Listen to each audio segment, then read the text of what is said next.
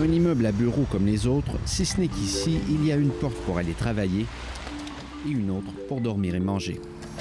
C'est là que je dors. Là, j'ai ce petit rideau de séparation afin de me permettre d'être tranquille, d'être un peu dans mon univers.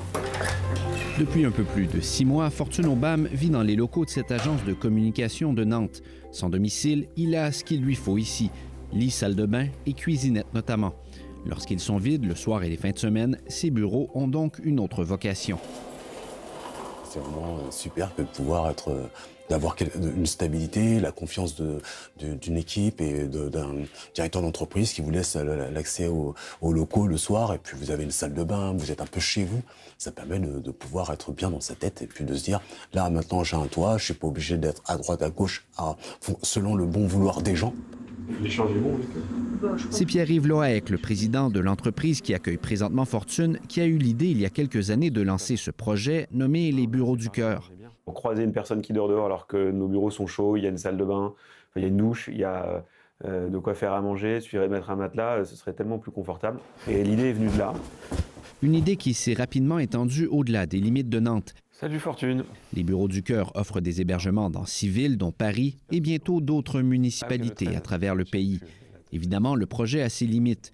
Les compagnies ne peuvent par exemple pas héberger des familles nombreuses ou des gens qui ont besoin de suivis médicaux réguliers. On ne résoudra pas les problèmes d'hébergement précaire en France avec les Bureaux du Cœur. Mais les gens qui sont sur le point de réussir, on peut vraiment leur mettre le pied à l'étrier et faciliter cette réussite, et la maximiser, l'optimiser, si on parle en termes un peu plus économiques. Entre employés et personnes hébergées, la cohabitation nécessite parfois une adaptation. Dans les locaux de l'agence Nobilito, on assure que l'expérience est réussie.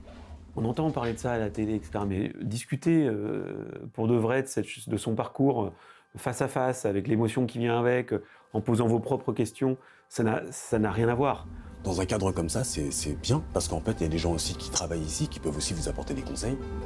Après un peu plus de 6 mois, Fortune Aubame vient de trouver un nouvel emploi. Aujourd'hui, je sais plus dans quelle direction je vais aller qu'au départ lorsque je suis rentré dans l'entreprise. Merci d'offrir à l'humanité. S'il a grandement apprécié le temps qu'il a passé dans cette maison improbable, Fortune attend impatiemment d'emménager un jour dans un appartement bien à lui. Ici Raphaël Bouvier-Auclair, Radio-Canada, à Nantes.